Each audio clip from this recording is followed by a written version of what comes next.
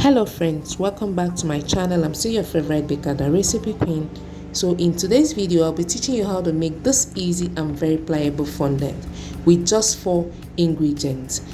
Actually, I call this type of fondant my emergency fondant because there is no gelatin in it and there is no egg white in the recipe.